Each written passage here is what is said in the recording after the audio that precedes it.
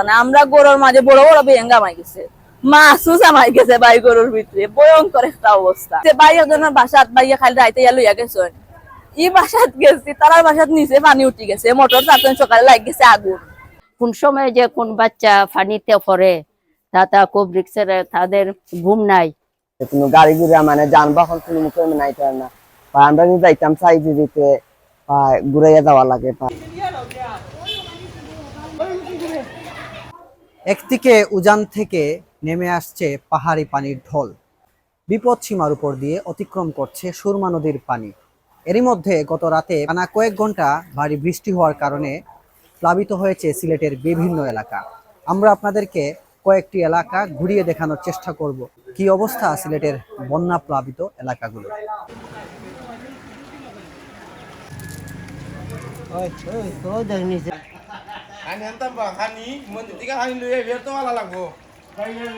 হয়তো 5-6 দিন যাবতে বৃষ্টির ডল আসামে বন্যা হইতেছে, সেইখানে আয়া নামতেছে সিলেট কুশিয়ারায়, এবং আমাদের এই অঞ্চলটার মধ্যে বেশিরভাগ ক্ষতিগ্রস্ত রাজবাড়ী, তার জামতলা, থালতলা।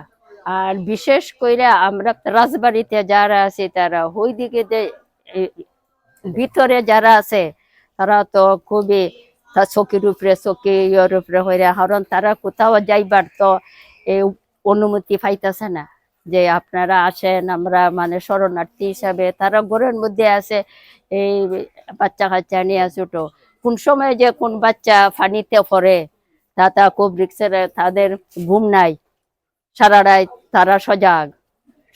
তারপরে খাওয়া দাওয়াতে একবার খাইলে আর একবার না। 5-6 দিন যাবত পানি আমাদের এই রাস্তা ডুবাইয়া ফেলছে, এবং নিচু যে জায়গাগুলি আছে এইখানে যে বাড়ি ঘর আছে সব পানির নিচে।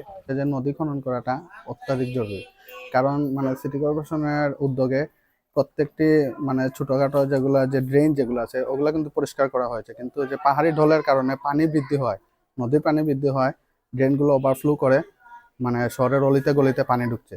কারণ সর্বপ্রথম আমার যেটা মনে হয় সেটা হচ্ছে ড্রেন খননের কাজটা করাটা অতি জরুরি। আমরা মানে যে কষ্টের মধ্যে আছি আসলে ভাই, দেখো মানে গাড়ি ঘোড়া মানে আইতে পারেন না, ইয়ে করতে না, মানে প্রচুর কষ্টতে আছি। মানে আমরা পানি এই অবস্থায় মানে প্রায় 1 সপ্তাহ ধরে মানে পানির এভাবে চলতেছে, কোনো গাড়ি ঘোড়া মানে যানবাহন কোনো মুখে নাই না, আমরা যদি যাইতাম সাইজে দিতে ঘুরাইয়া যাওয়া লাগে প্রায়।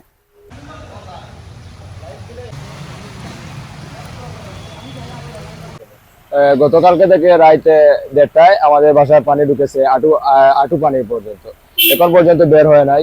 সো এখন একটু বের হয়েছে, আমরা লিটারলি বার করছি, এখন আসছি কিছু খরচ কিনবো। গতকাল থেকে আপনার আসছে এক্সপিরিয়েন্সটা খুব বাজে। প্রথমত আপনার যখন পানিটা উঠছে এর বাথরুমে আপনার বাসার মধ্যে পানির সমস্যা, রিজার্ভ ট্যাঙ্কের ভিতরে পানি ঢুকছে, খাওয়ার পানির খুবই সংকট, ব্যবহারের পানির খুবই সংকট। গতকাল থেকে এই পর্যন্ত খুব কঠিন পরিস্থিতির মধ্যে আছি। বাসা বাড়িতে রান্না বান্না করতাম পারলাম না পানির অভাবে, তাছাড়া পানি আপনার বাড়িতে কিনিয়ে আনা লাগে। প্রতিবারই যখন বৃষ্টি পড়ে তখন সামান্য বৃষ্টিতেই প্রায় এলাকা, উপশহরের প্রায় এলাকা মোটামুটি ডুবে যায়। তো সেক্ষেত্রে দেখা গেছে যে অনেকের ব্যবসা বাণিজ্য, অনেকের বাসা বাড়িতে অনেক কষ্ট হয়। যারা ব্যবসায়ী আছে তাদের তো আর সীমাহীন কষ্ট হয়, লসের উপরে লস যেটাকে বলা হয়। আর বাসা বাড়িতে যারা আছে তারা তাৎক্ষণিকভাবে অনেক সময় সবগুলা জিনিসপত্র উঠাতেও পারেন না, বিদায় এখানে অনেক লস প্রজেক্ট দেখা দিয়ে দেয়। আর থাকার ব্যবস্থা, খাওয়ার ব্যবস্থা, এটা তো আর ভীষণ কষ্টদায়ক। সুতরাং এই ব্যাপারে আমি মনে করি যে কর্তৃপক্ষের যথাযথ ব্যবস্থা নেওয়াটা দরকার। খুব খারাপ অবস্থা ভাই, আমরা রিজার্ভ ট্যাঙ্কিত পানি হামাইয়া ড্রেইনের পানি তুইতা সপ্তাহ পানি খাওয়ার অবস্থা নাই, আমরা মিনারেল ওয়াটার কিনিয়া খাওয়া লাগে। ইটা পানি তো সব ড্রেইনের পানি, ইটা খাইলে পেটো বেদনায় ধরিয়া, অলরেডি আমার পেটো বেদনা, ডাক্তার তো দেখাইয়া, ইটা অবস্থা খারাপ। আর বিশেষ করে যারা নিচতলার থাকেন, কারেন্ট তো নাই, পানি বরিয়া মোটর ছাড়ার কোনো ব্যবস্থা নাই, ট্যাঙ্কির পানি তো বন্যাও আর শুক্রবার থেকে বন্যা হয়েছে, পানি উনি তোলার ব্যবস্থা নাই, মানুষে ওটা পানিও খাইব, ওটা পানিও টানা লাগে। যারা অ্যালার্জিক প্রবলেম আছে, এটা পানি শরীরে লাগার লগালগ যেন লাগে, এটার মাঝে খুব বেশি চুলকায়, প্লাসি জায়গা ফসি যায়। খুব খারাপ পানি, তো দূষিত পানি, বিষাক্ত একটা অবস্থা।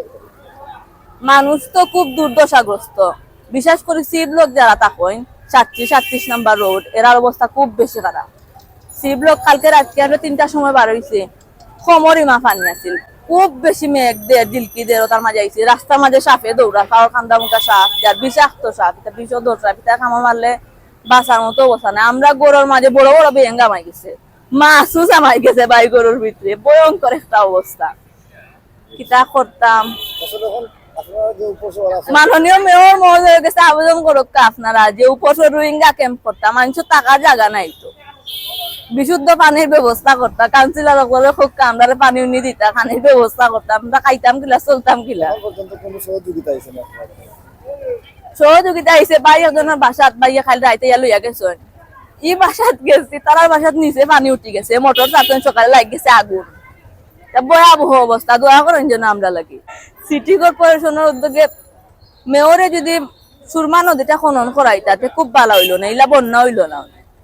নদী খনন 100 বছর উপরে হয়ে গেছে, শুনছি নদী খনন করা হয়েছে না, নদীটা খনন করে দিলে ভালো হইলো, বন্যা ইলা নইলো না। ড্রেনেজ সিস্টেম তো খুব খারাপ, ব্লক হইয়া আর বন্যা হয়ে যায়, ড্রেনের পানি উঠে, নদী পড়বার আগে ড্রেনের পানি উঠে যায়। আমরা লাগি দোয়া করবার, খেয়াল রাখবা।